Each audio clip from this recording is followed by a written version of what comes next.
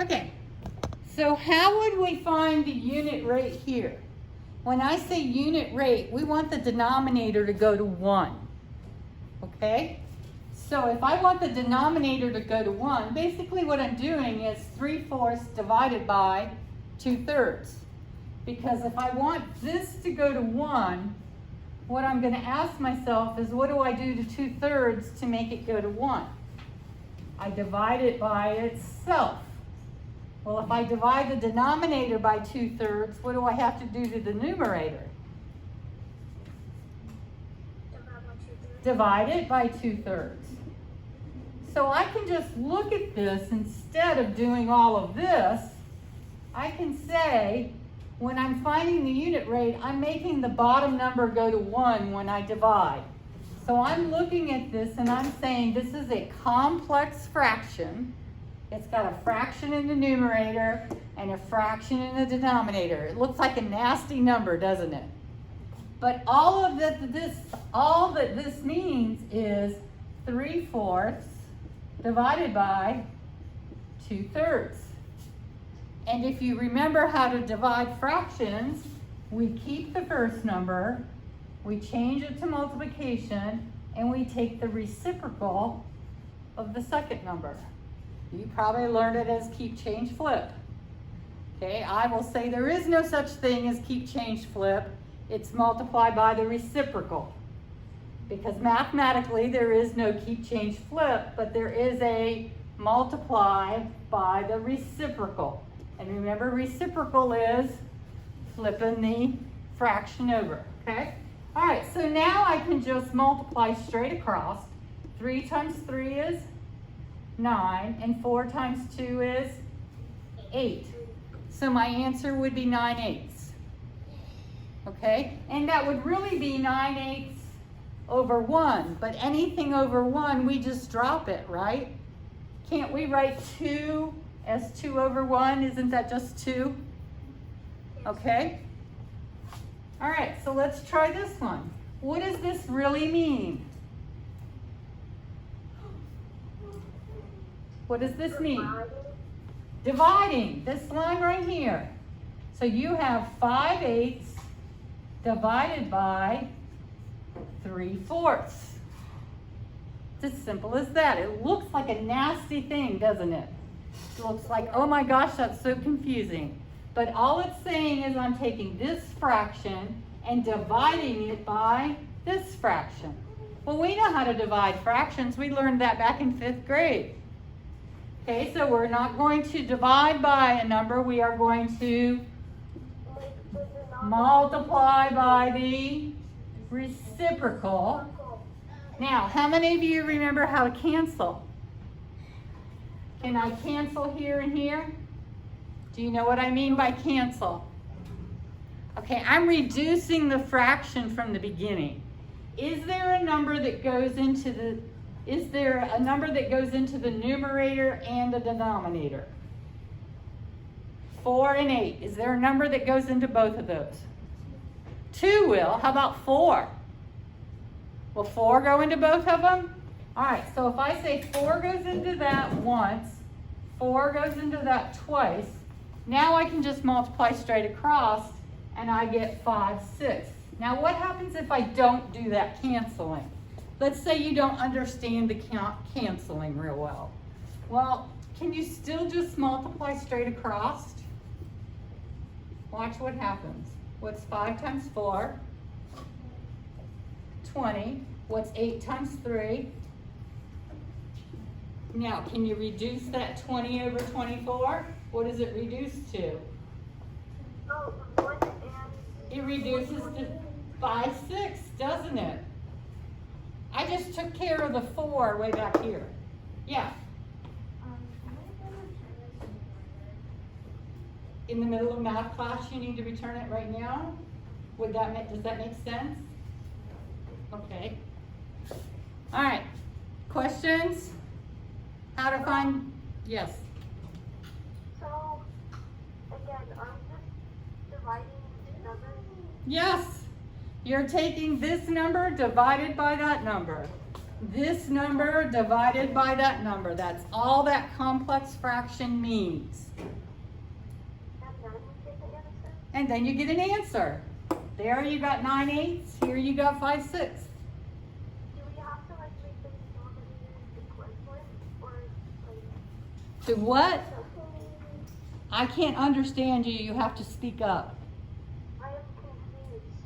Do you not know how to divide fractions? Not barely.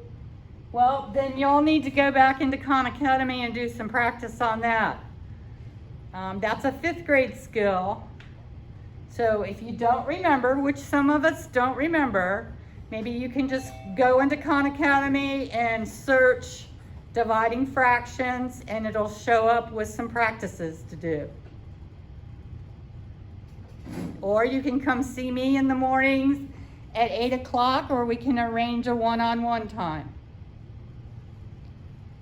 Candace, do you have a question? Cadence, do you have a question? I have a question about Khan Academy. What about it? From last year, I was walking in another class, so I walked out and I walked into your class. Uh-huh. All it shows, it said my stuff. Okay, up in the top right-hand corner where your number is, click on that and it should give you notifications and it should have today's. If it doesn't, I'll talk to you after class, okay? Okay. All right.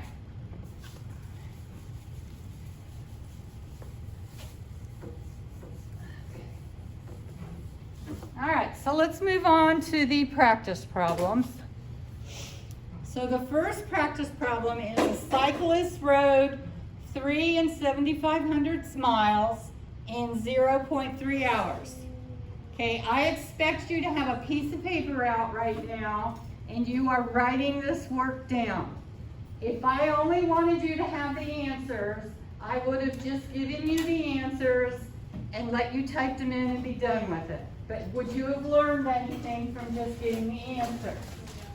Okay, my goal is to help you learn. So by learning, you need to write something down.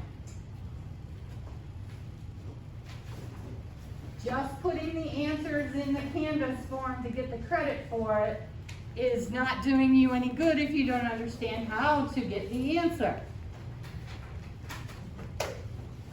All right, so the first question is, a cyclist rode 3 7/500 miles in 3/10 of an hour. Is that a rate?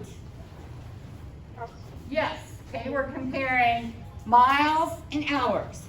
They want to know how fast does she go per hour. So which number is going to 1? The miles or the hours?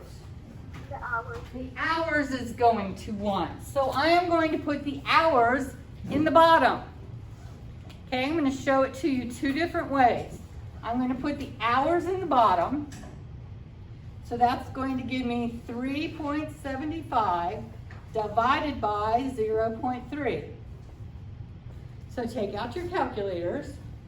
Do 3.75 divided by 0.3. What do you get?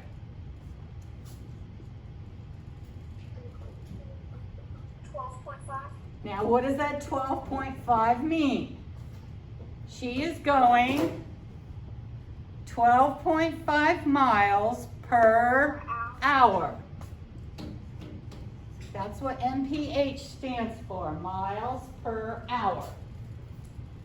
Okay, I'm going to show it to you in a table now.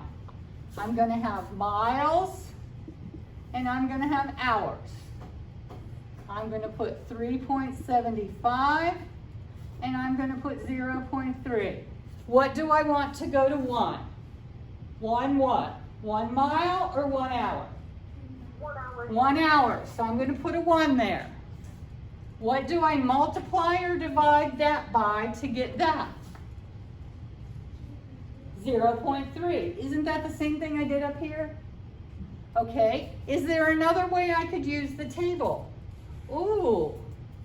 If she is writing at a constant rate, can I do y over x? Can I find that COP? Remember COP? How do you find COP? Yes.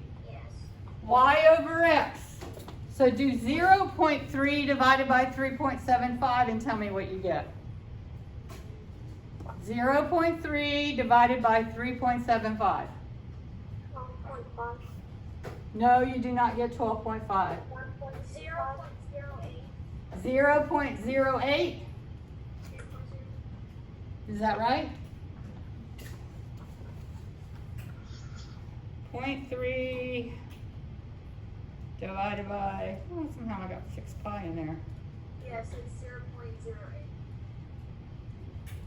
0.08. 0.08. Okay, that's your COP, right? What order do we want? We want to know 1 mile. Okay, when we go this way, what do? Multiply or divide by the COP? Multiply, no, divide. You divide. So take 1 divided by 0.08. What do you get? 1 divided by 0.08. What do you get? 12.5. 12.5. That's using the COP. Okay, so we've done it finding the unit rate. We've done it finding the scale when we went down. And now we just did it using the COP, the constant of proportionality. 3 different ways to do it. Now, the next question is, how long will it take her to go 4.5 miles? So where am I going to put that 4.5? I'm going to put it underneath the miles. You may have to stand up to see, Haley. It's okay. All right. Now, can I use the COP to find out how many hours? Yes. How do I do it? Am I going to multiply it or am I going to divide it? Multiply. Multiply. When we go this way, y equals kx. So I'm going to multiply the constant times the x. So take your calculators and multiply 4.5 times 0.08. 0.36. So the amount of time it takes her to ride 4.5 miles is 0.36 hours, because this is in hours. Is that 36 minutes? No, that's 36 out of 60, if you want to figure out the minutes. But they didn't ask you how many minutes, they asked you how much of an hour. Okay? You got 3 ways to do it. Find the unit rate, decide which number's going to 1, put that in the denominator, and then you just divide them. Create a table, do scale factor going down, or do COP going across. Okay, any of those methods work. All right, anybody need more time? All right, let's try the next question. Problem 2. A recipe for sparkling juice calls for 1.5 quarts of sparkling water and 3/4 quarts of grape juice. Okay, if we are adjusting the amount of water or grape juice, is it going to be proportional? Are we going to have a constant? If we don't, will it taste the same? If we don't use it in the same proportion, is it going to taste the same? No. So we want it to be in the same proportion. And if you look at this, we need 2 parts of water for 1 part of grape juice. How did I get that? Where did that come from? How did I know that? Look at 3/4. Look at 1.5. How do I make 3/4 turn into 1.5? Take 3/4 and then just Add another 3/4 to it. So it's 2 times, right? Okay, so I need 2 times more water than I have of grape juice. That's the ratio that it's in. Now, what happens if I have 9 quarts of grape juice? Well, let's go ahead and do a table. I have water and I have juice. I know the original one is 1.5 to 3/4. I can use that one, or I could use that one, it doesn't matter. Let's use the 1.5 and 3/4. And I want to know 9 quarts of this. I'm not real good at figuring out 3/4 times something equals 9. So what do you think? I think it's, well, I know the answer. What is the answer? 18 quarts. How did you, 18/4 or just 18? Quarts. 18 quarts. It is 18. How did you get that? 9 plus 9 is 18. You saw that it's 2 times here. Yep, it's going to be 18. What's the COP? Let's do y over x.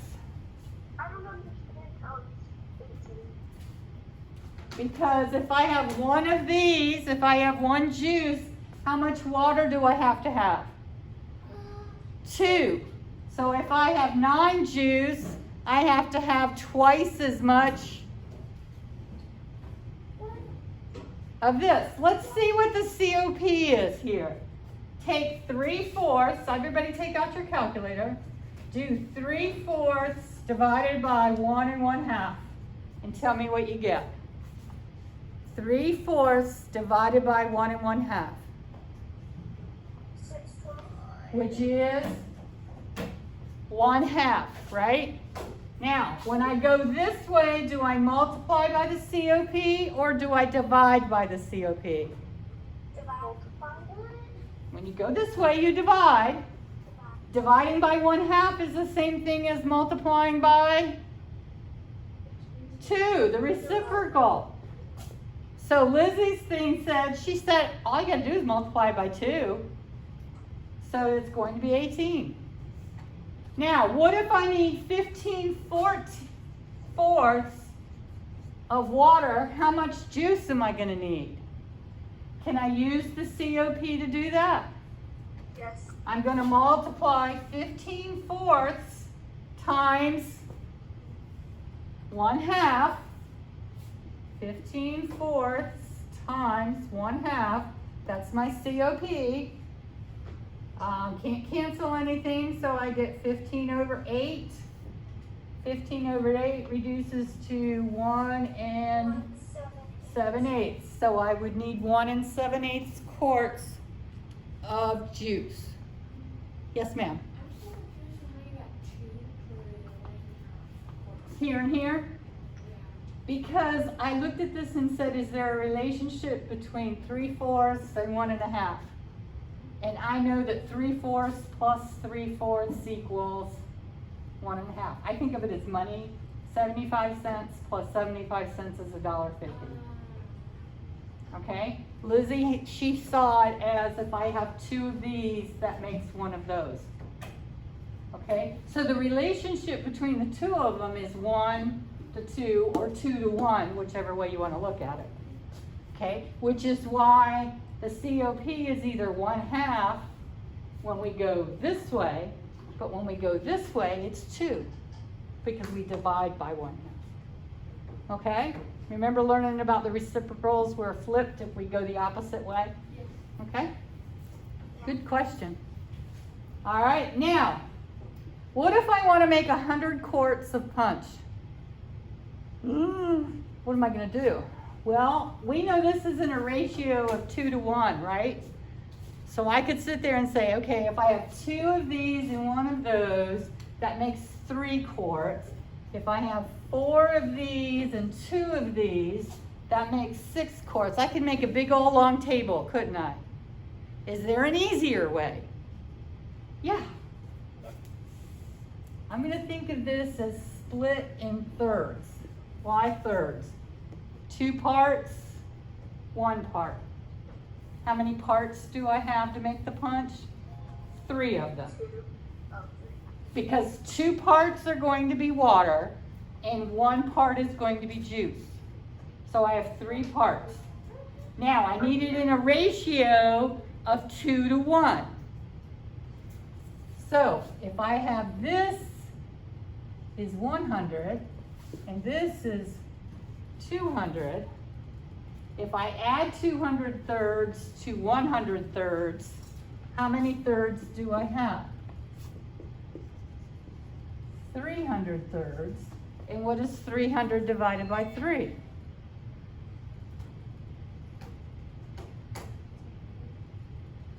100. Isn't that how much juice I wanted to make, or how much punch I wanted to make?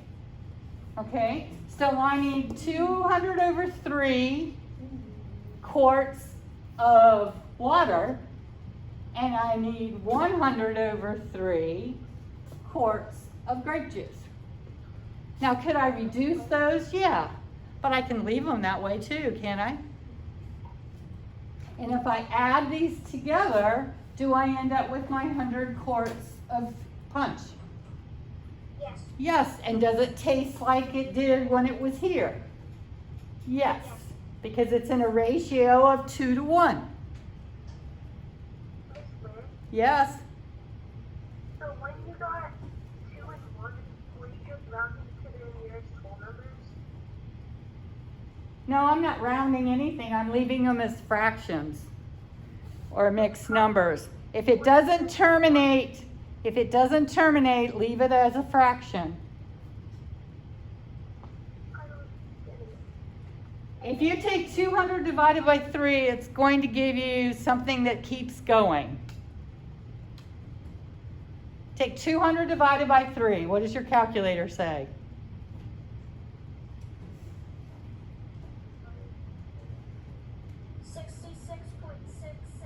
Okay, it keeps going. So now you're going to change it back into a mixed number. So that's going to be 66 and 2/3. And this is going to be 33 and 1/3. If I add those two together, do I get 100? Yes. Yes. Okay? All right, can I erase? Yes.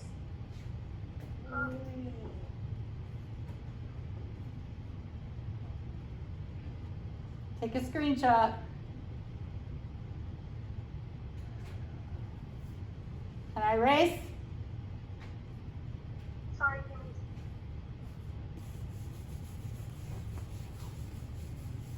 All right. That was probably the hardest problem on the homework.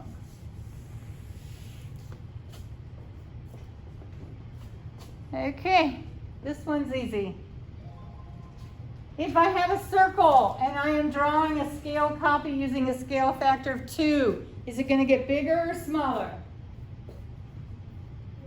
Bigger. Okay, so I'm going to draw a circle that's bigger. If we all had compasses, we would be doing it with compasses, but we don't. So we're going to call this 1 unit. The radius is 1 unit. So what would be the radius on my copy? 2 units. Okay? What would my exact circumference be? Oh, circumference equals pi d. So what would my exact circumference be? What's my diameter? 2. So my exact circumference is going to be 2 pi, right? Okay, what's my diameter here? 4. 4. What's my exact circumference here? 4 pi. How much times bigger is that than that? 2 times bigger. Is that what the scale factor was? Okay, so this one is 2 times bigger. And we learned that back in Unit 1.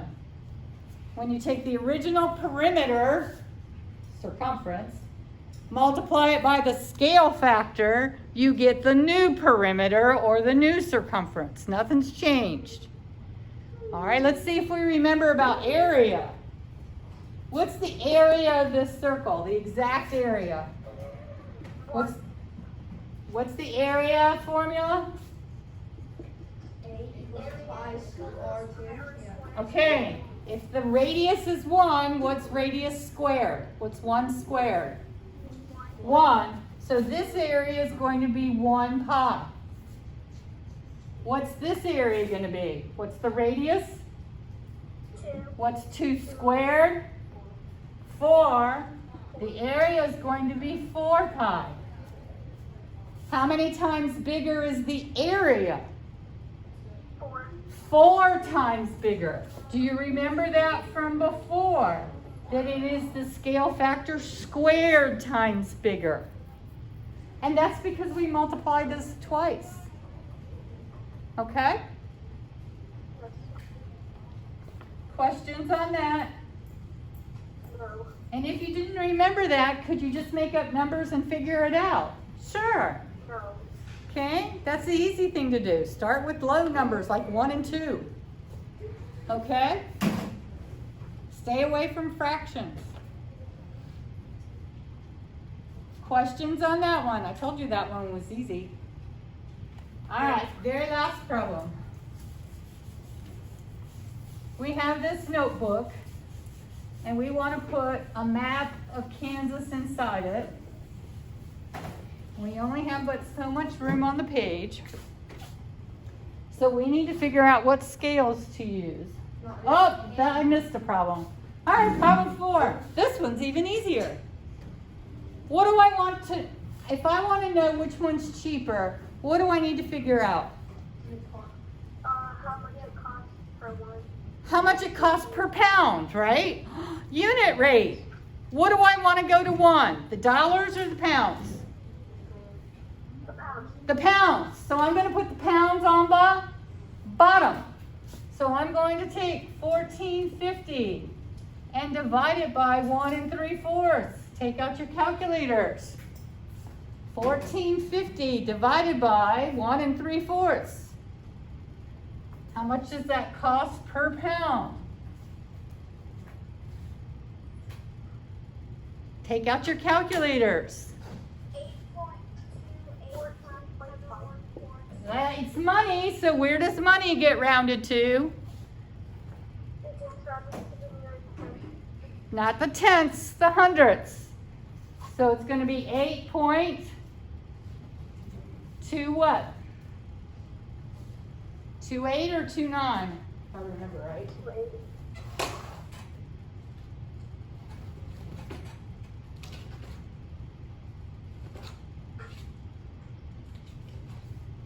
$2.9. Isn't it 0.285?